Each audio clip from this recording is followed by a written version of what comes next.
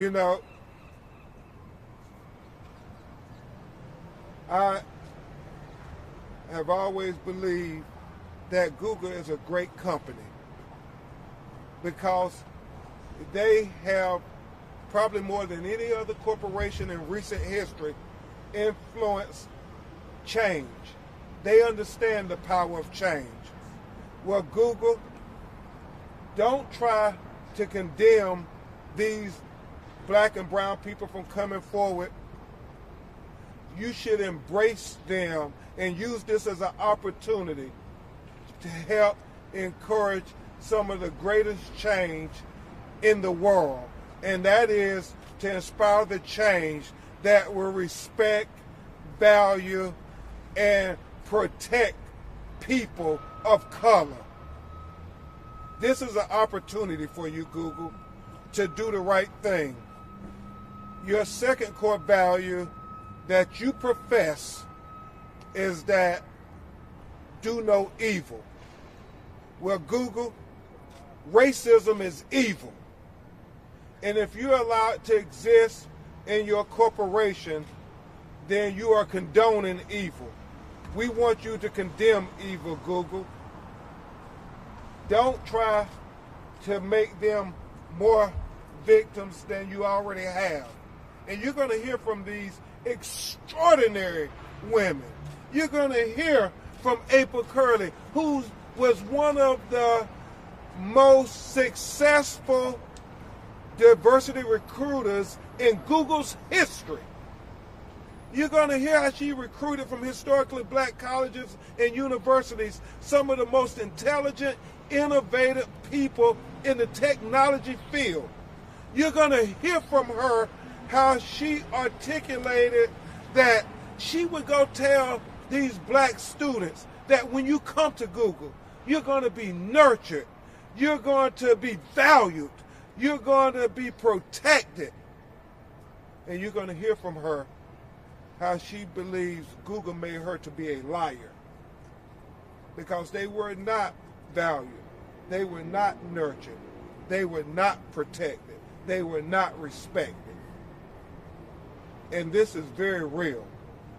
They believe that Google, even though they profess these core values, they ignore the realities of society. It's not enough, Google, to profess core values. You have to live these core values. You can't just make it rhetoric.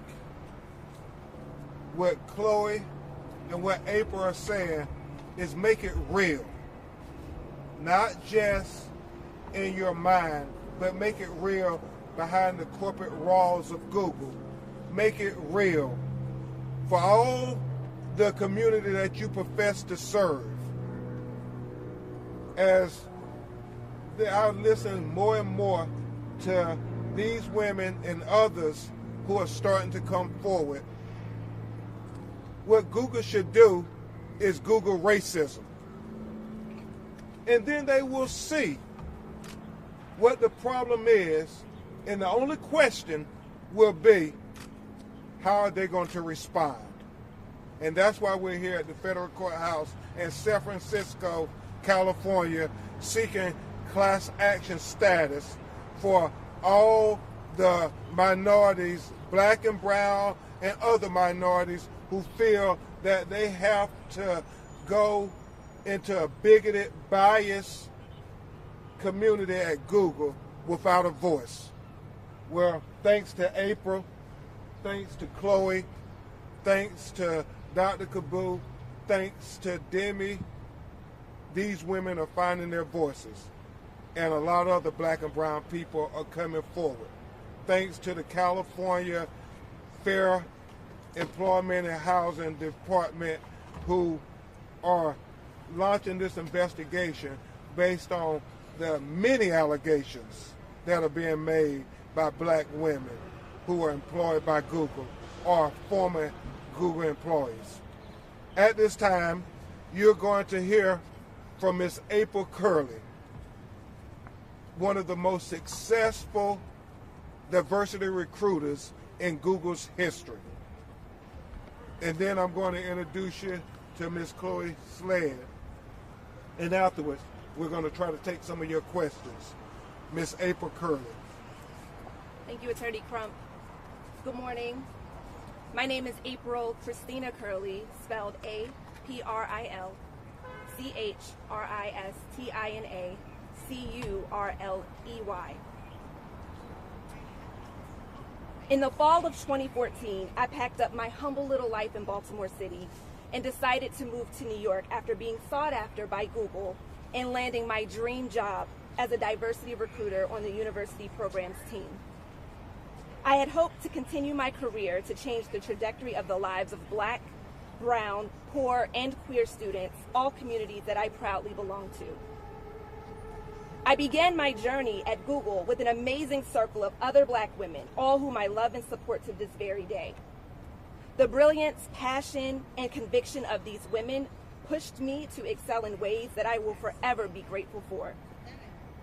After dedicating so much of my life to ensure Black and brown students had access to opportunities in tech and at Google, after being restrained to an entry-level classification for 6 years, after being blocked for promotion because, and I quote, Google had no budget to pay me, Google decided that the right next step in my career was to unjustly terminate me. In the past 6 years, and particularly more recently in the light of horrific ways we've seen Black people murdered, I felt compelled to be vocal about the racist behaviors, policies, practices that are deeply seated in the programmatic layers of Google's diversity recruitment efforts and the treatment of Black Googlers. Well before it became more acceptable to support Black Lives Matter and apply an anti-racist lens, I began to question the white dominant policies in practice within Google and especially in the recruitment org. Policies that have ultimately led to the underleveling and underpaying of Black talent at Google. Policies that have led to Black people leaving Google at higher rates than any other group in the company. Policies and practices that have led to Black employees reporting awful, discriminatory experiences. I tried to be my authentic self, at times speaking with a heavy Baltimore accent and maybe a dose of African American vernacular English, which, by the way, Google told me was a disability. Showing up every single day as a Black, queer, poor woman to serve, defend, advocate, and protect those very communities. Because I've used my voice to respectfully air grievances and challenge harmful and racist internal practices, Google decided to beat me into shape by silencing me and threatening my livelihood. When their strategy of trying to silence me didn't work, they resorted to termination during a pandemic, cold and heartless. It's important to understand my impact on Google and Google's impact on me. Before 2013, Google seemed unable and unwilling to hire almost any Black students or professionals, regardless of their qualifications. For example, and I quote, Google had not been able to hire a single HBCU CS student into a new grad software engineering role. When I was hired in 2014, bringing with me 2 degrees in education, including a master's from Johns Hopkins, and 5 years working in the diversity and education space, I was tasked with bridging the hiring gaps between HBCUs and Google, which, by the way, those gaps didn't exist because of HBCUs. When Google published their diversity annual report in 2014, they reported that of its total workforce composition at that time, only 2% of employees were Black. When looking at the composition of technical employees at Google, those in the most lucrative roles at Google, and precisely the roles I was assigned to recruit for, Black Googlers at that time made up only 1%. When Google had been unable to hire a single Black professional, in its own words, I easily found over 500 extremely talented Black students who are now employed in technical roles at Google. This was due to my hard work and passion for my community. The list of my accomplishments go on, and yet I received no promotions and less pay. My compensation was cut by $20,000. My mental health declined. And the aftermath of being unjustly terminated has continued to impact my life in ways that Google will never be able to rectify. This wasn't about my performance or lack thereof. This was about a company equipping managers with the power to whip their Black employees into shape by any means necessary, or make an example out of them. There's nothing I wanted more than to build a successful career at Google, doing excellent work and changing the lives of brilliant Black young people who deserve a fair shot at being at a company like Google. I had my dream job at Google, and I had hoped that Google would hear the feedback that I and so many other Black employees shared with them about ways to do better by Black people, and actually use that to make authentic and strategic changes internally. Instead, Google chose to ignore and ultimately attack Black employees brave enough to speak up about Google's embedded racism that actively harmed Black employees on a daily basis. Because of this, I felt I had no choice but to sacrifice my private life by publicly acknowledging what Google did to me and countless other Black people who are intentionally silenced for fear of retaliation from Google, which is a well-known practice at Google for anyone who actually lives out Google's original core value of don't be evil. I stand here today with the support of my tribe, God, my family, my mentors, my legal team, my former and current colleagues, my virtual supporters, ready to hold Google accountable for the egregious harm they've caused to Black communities. I am seeking justice for the hundreds of Black employees, past and present, for Dr. Gibru, for Chloe, for all of us who deserve to be seen, heard, and simply treated fairly by Google. I am advocating that there be internal and external policy changes that will protect future Black employees like the talented Black undergraduate students that I have the pleasure of working with day in and day out. And for the thousands of innovative and curious Black children like my niece Isla and nephews Gerald and Marlon, who at 5, 8, and 12 are already excited about technology and could potentially work for a company like Google one day. I am fighting to force Google to come to a reckoning and drastically shift their ideology and practices to better serve Black communities by fairly hiring, fairly paying, and fairly promoting Black people. Google unexpectedly expedited my termination in September 2020, locking me out of all internal systems in an effort to minimize any damage or repercussions from firing me. But let me be clear before I close. I was one of Google's most successful diversity recruiters in the history of their company. And instead of being rewarded for that, I was retaliated against. My job was to recruit talented students, Black students from HBCUs around the country. I recruited the most intelligent, innovative people in the field. I told them if they came to Google, they would be able to have a nurturing environment where they would be protected, valued, and respected. But Google made me out to be a liar because none of those things were true. I tried to do the right thing by giving feedback internally about harmful, systematic, and systemic discriminatory policies and practices, and it was ultimately my termination. It led to ultimately my termination and firing. Google thought they could scare me and keep me quiet. But hear me very clearly. I am in this for the long haul and have zero fear in this fight. Thank you. Thank you so much, April, for your courage to speak truth to power. And thank you for doing a good job of recruiting over 500 African American students from historically Black colleges and universities. If Google didn't appreciate it, we could appreciate it. Thank you. And now you will hear from Miss Chloe Sledd, who has very similar revelations and some even more shocking than April Curley had while she was employed by Google. Miss Chloe Sledd.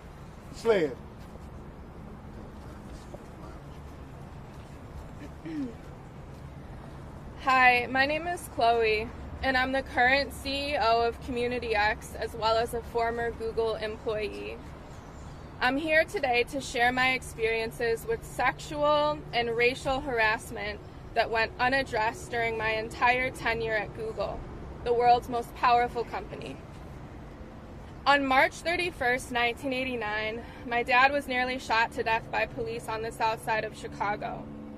Plainclothes officers broke into my grandmother's townhome and shot my dad over 12 times, leaving him to die after they realized it was a case of mistaken identity. By the time my dad got to the hospital, he was in such critical condition that doctors told my family he wouldn't make it through the night. but they operated on him anyways, stabilized him, and saved his life. Once my dad was finally able to leave the hospital, he had to begin a lifetime of physical recovery, where he learned how to walk again, eat on his own, and regain all of his motor skills. He was also fighting for his innocence in court against the city of Chicago until I was 10 years old. Because of what happened to my dad, my entire childhood was shaped by issues of racial and police and prison violence. As the daughter of a black man and immigrant woman, social justice issues have always been core to my existence. That's why when I got a full-ride scholarship to Howard University, arguably the most prominent HBCU in the nation, I had one goal: graduate with a full-time offer to work at the world's best company, a place where people could truly innovate and make the world a better place, a place where people cared about humanity. So I put my head down and worked for 4 years straight, missing homecomings, holidays, and friendships in an effort to get a full-time offer from Google. 6 months before college graduation, I got the news that I had been waiting for. Google had extended me a full-time offer at headquarters in Mountain View, so I moved out to California and started my career. My first few months at Google were nothing like I imagined they would be. Almost immediately, it was a nightmare. A white male on my department floor began to sexually harass me. It started off with sly comments in the micro kitchen and hallways, then grew to sexually explicit message over the company chat. As a new mixed black-female employee in a company of less than 1% of people who looked like me, I was terrified of losing my job. I confided in a friend on my floor about what was happening, and he told me the aggressor was a good guy, seemed harmless, and to just ignore it. I took his advice and tried, however, it got worse. He began to comment on my outfits and explicitly detail what he would do to me sexually if given the chance over our company chat. At that point, I alerted our HR business partner and she conducted an interview with me. Not once did she apologize for what I was experiencing, nor did she assure me that this behavior wasn't allowed at Google. She questioned me as if I was lying or if based on the way I look and the way I dress, I had been asking for it. After that interview, I never heard anything back, and I never got a formal response from the company addressing my experiences and offering any kind of resolve. The white male continued his job at Google, and I was expected to maintain the same high performance despite being a victim of sexual harassment on their watch. I fully believe that if races were reversed and I was a white woman and the perpetrator was a black male, then Google would have acted. Because the company never offered me a formal resolve, I began to feel uncomfortable working at my desk. I started staking out in meeting rooms and finding other places around campus that I could have peace.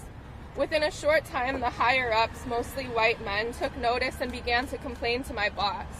They suggested that I wasn't working at my desk because I thought I was too good and that I should act more like the associate I was. My peers also began to take notice and make comments, and truth be told, I didn't care to be around them much either because the team culture was so white dominant and racial insensitivity was common in their day-to-day chatter. When I tried to speak up about that, our head of team told me not to complain about everything and to just get along. So I went back to my desk, did my best to heal and focus in the face of extreme discomfort. It was awful. Later in my career at Google, after watching many of my white peers receive promotions and career opportunities that I was not equally afforded, I found my own opportunity to transition teams and started to find my groove under different management and leadership that I felt better understood me and my talents. Unfortunately, that didn't last long either. While transitioning to the new team, I was told I would receive a promotion in headcount, meaning I would manage a team of about 7 associate-level contractors. This was a huge career opportunity, and I was promised it verbally several times over. I was even asked to start planning assets for onboarding and training. At the last hour, I was told that the team went with another white-passing female employee who had far less experience than me. I wasn't even aware that they were considering anyone else for the role. I was essentially left with the same position on a new team with no budget to build what I had planned. Then, in the wake of the murders of Trayvon Martin and Mike Brown Jr., there was a deafening silence across the company, particularly the Black Googler network, which I was a part of. It seemed as though we were all too scared to speak up in fear of backlash and losing our jobs. I reached out, and within days we were mobilizing together around helpful actions. We worked for months on a campaign which culminated in me speaking at a live, in-person, company-wide meeting where I would share the police shooting that happened to my dad in the wake of the police shootings of Mike Jr. and Trayvon, and directly ask the company's founders, Larry Page and Sergey Brin, to show their support. My remarks at the all-hands were met by audible sighing and booing from my coworkers. Larry and Sergey both turned red and said nothing. Susan Wojcicki came on stage and stepped in for Larry and Sergey. She did not address Trayvon and Mike. She did not address racism. She did not address my family's experiences. She did not address the booing crowd. She only thanked me for my question and asked me to sit down. By the next morning, my remarks were a company-wide topic of conversation, and people were posting about me on the internal Google Plus platform. People were making memes about me, attacking my looks, the way I speak, the contents of my speech, and making unthinkably racist comments towards me. My director didn't offer support or address it with me. My HR rep did not. Leadership did not. Not one single person at Google directly addressed me and what was happening to me. At that point, it was clear to me. Not only was Google willing to allow me to be sexually harassed by one man, but they were also going to let me get racially harassed by the company at large. I was totally unprotected and unsafe. In the days following, it felt like management conspired to force my resignation. They came up with reasons why they were concerned about my performance, which was odd because I had just received the highest possible perf rating in the quarter prior. It was clear to me they wanted me out, and I didn't realize what my rights were, and they took advantage of that. They offered me no severance and no support, and just like that, what was once my dream job that I worked so hard for became one of my darkest, most traumatizing memories. I'm here today to demand accountability and for past and permanent fixes that will allow for a better future for Black and brown women in tech that will come after me. The day has come. Thank you. Chloe, thank you for your courage. Thank you for speaking on your behalf and on behalf of your little girl, Montana. Black women matter, Google. Black women matter. Google is a Fortune 10 company. With this lawsuit, we are telling Google it's not just about profits, it's also about people. If you can disrupt the technology industry, don't be complacent and feel that you shouldn't disrupt racism and discrimination, not just within your corporate walls, but you have the power to try to disrupt it globally. And when Dr. Kabru raises attention about artificial intelligence that is being created in the tech industry by the large corporations like the one she was employed with Google, don't condemn her. Support her. Say, let's try to disrupt racism, Google. Don't condemn April Curley. Support her. Let's try to disrupt discrimination, Google. When Chloe comes forward, don't condemn her. Try to support her in speaking against sexual and racial harassment. Google, we are here to encourage you to do the right thing. These women should not have to risk so much for you to live up to your core value of do no evil. Google, racism is evil. you have an opportunity not just to proclaim what your core values are, but to live your core values. Not just to have it be rhetoric, but let's make it real. And with that, we will try to take some of your questions. Can we get Chloe first to spell her name? My name is Chloe Sledd. It's Chloesledd. And then for Chloe and then April too, can you tell me when you worked for Google from when to when? Okay. I was employed by Google in August of 2014 and terminated in September of 2020. I worked for Google from 2012 to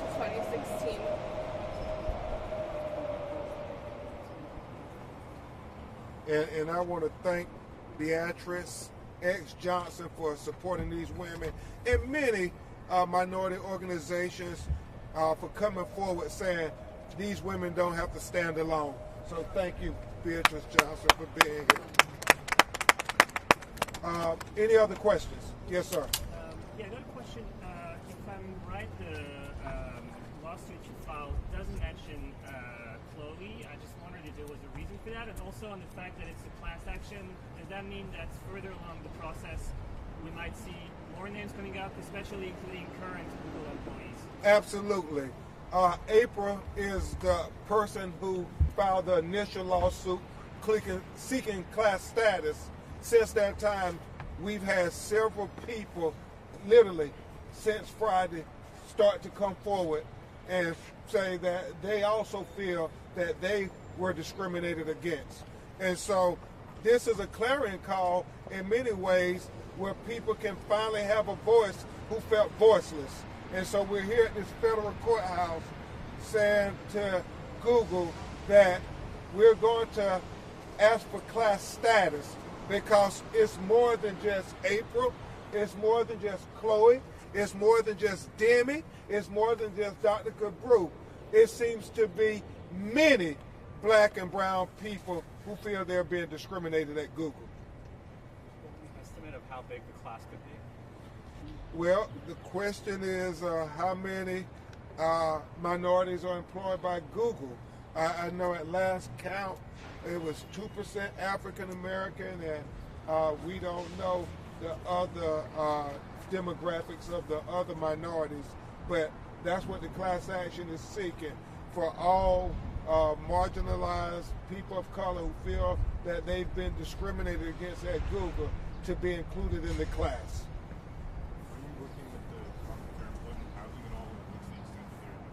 You know, that's a great question because we hope that their investigation will be able to provide further evidence for the class action lawsuit. You know, it was these volume of women that led to California Fair Employment and Housing Department to start an investigation saying, Google, again, you can't just say this is a coincidence. What we're hearing seems to suggest a pattern. Yes, sir. I was hoping to ask April a question. You know, you mentioned that there were you raised that there were systemic issues around racism. What were some of the proposals you put forward, and how were they? You know, what was sort of the response you got to those? Yeah. Hold 1 second. We're gonna give them a chance. You ready?